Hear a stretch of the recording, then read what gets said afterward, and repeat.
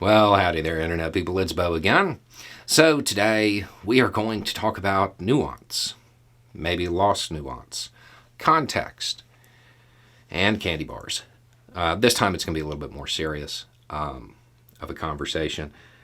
After that last video about what's going on with Hershey's, there were quite a few messages, a whole bunch.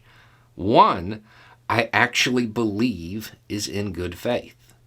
So we're going to read that message and we're going to kind of talk about the perhaps lost nuance. Okay. I loved your M&M and Hershey videos, but I feel like you dropped a bit of nuance in the Hershey video. I went to look for their perspective. Maybe you didn't know, but they put a trans woman on the package. You said Hershey simply put a woman on the package and highlighted the she and her. Maybe some people feel that using a trans woman erases other women on a women's holiday. Maybe it would be better to specify trans woman instead of leaving it open to interpretation.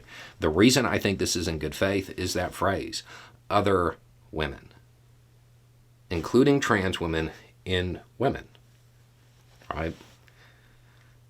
As somebody who got a whole bunch of these messages, that is something that stands out as different from the rest of them.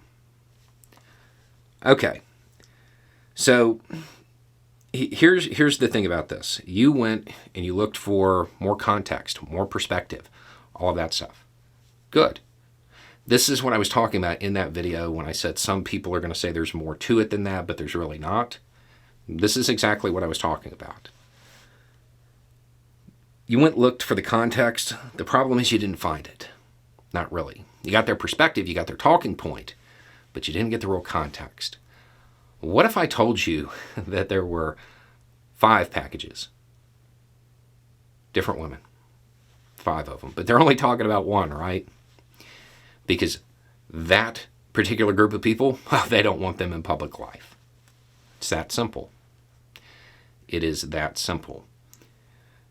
There is a widespread push in the United States at the state level, and it is targeting a specific group of people with legislation, trying to make it impossible for them to just go about their lives.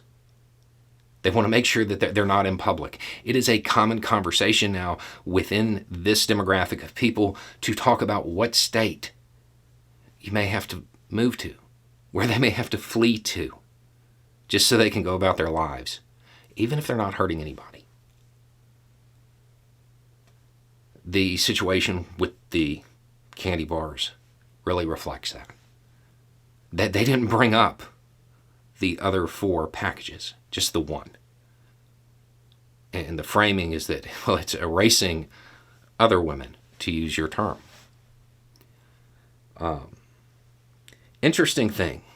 You know, as we've talked about this, we always tie it back to marketing because that really is what it's about.